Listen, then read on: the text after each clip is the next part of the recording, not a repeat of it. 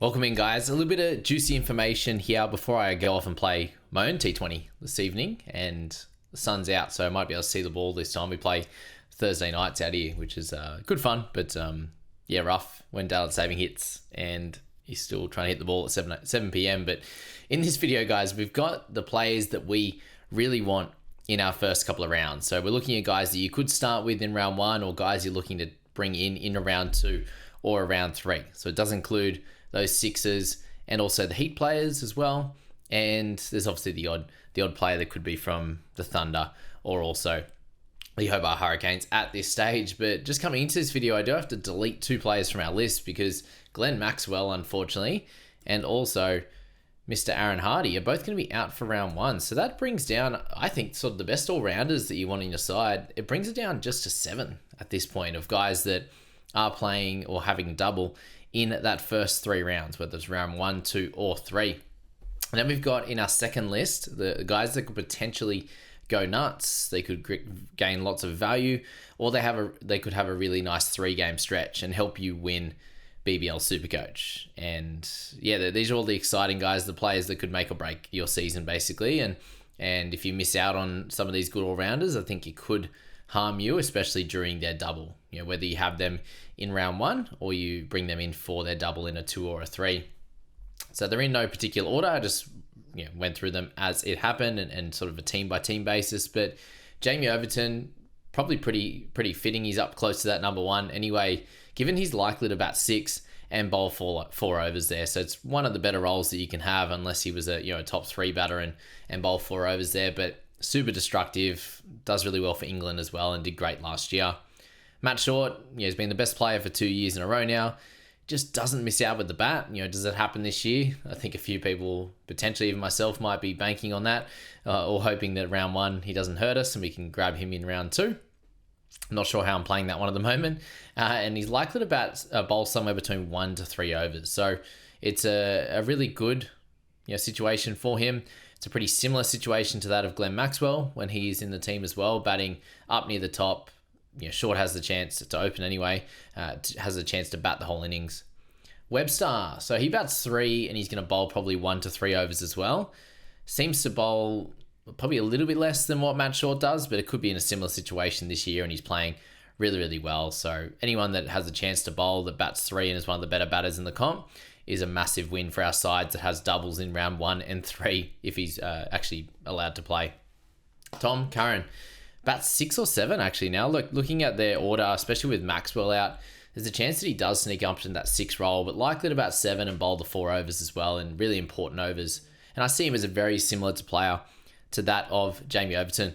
Both those guys could do an awesome job in that very similar role, getting the death overs, getting the important overs, and taking lots of wickets.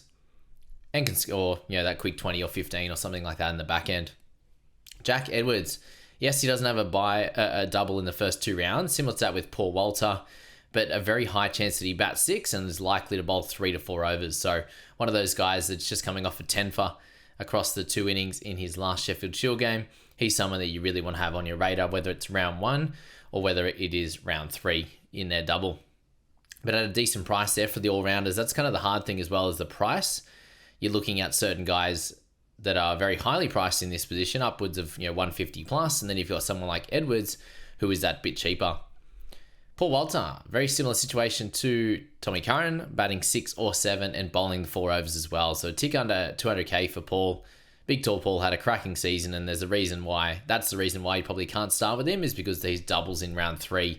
It's a lot of cash to have with them not having to double in the first or the second round. So wait for him till round 3 and make that decision from there. I really think Hassan Khan is going to be a guy that you will want in your side, and with the double in round 1, potentially still could be there in round 4, but if he's not, he's one of those guys you can hopefully get a good score from in that first round, and then you can move on from him in after the round 2 clash, heading into their bye, or you can use him as a trade chip after round 1. He's likely to be batting 6 or 7, and I think bowling 2 to 4 overs, but he's at 117k, so really he only has to get, if he gets that 3 overs, that'll be hectic, and if he batted 7 from that point, it's a really nice roll at the price, and he's coming off some really good form in the Major League Cricket in the US. So yeah, the really, really fun one. I had to slot him in there. I just think that role-wise, he has a really, really good position. I've got the guys, I think another one that's got a really good role that I haven't put into the best all-rounders list just because of the injury that he's carrying into this tournament, and that is Cooper Connolly. I'm really excited by Cooper, to be honest, right now. I just think that he's really likely to take a step up. Made the Aussie team. He's just coming off an injured left, metacarpal, fourth metacarpal, I believe, on his left hand. So that makes it tough, obviously, for catching, for bowling, obviously for his batting as well, where he got hit. But if he's fit and they pick him for round one, he's likely to be batting at 6 and bowling that 2 to 4, and even with Hardy out, potential to bat even higher. So if he could get into a 5 slot and bowling 2 to 4 at his price at 118 as well, I have him as a really good pick this year. From the same team, you've got 3 other guys in Richardson, Behrendorff, and Finn Allen. Richardson there, he's 100k cheaper than last year. So coming off that alone, it's really, really nice potential. And if he can get anywhere near that 237, just having the ability to get up to there is absolutely massive. Coming off that shoulder issue that he's had for a long time, obviously.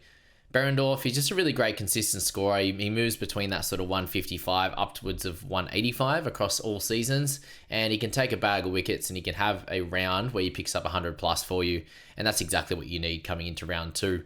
That would be really nice. And then Finn Allen with that really huge strike rate, he's very likely to be a hit and miss type of guy, but if he came out and went back-to-back 50s off 20-odd balls, which is definitely possible. We've seen him do it for his country, New Zealand, then he could be a guy that is massive for your side, but is hard to pick, in my opinion, at 152. It just doesn't fit really nicely when you don't know what's going to happen with him coming over. And that's where you could trust Aaron Hardy a little bit more at the higher prices because he does bowl as well, but coming off that quad issue, it's not going to happen.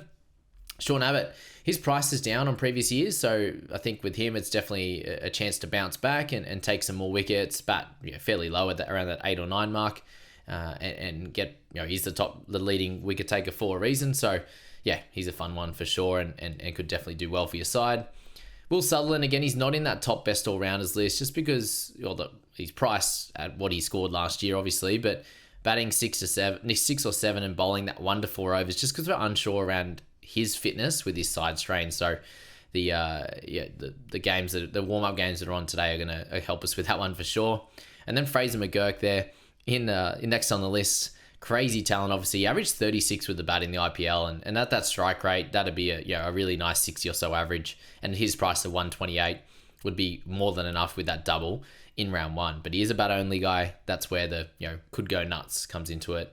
And Josh Brown, a very similar thing for him. He scored 130 in the finals last year, which is just wild. To get that in one game. If you have that potential, you have to be on this list as someone that's under 120k as well.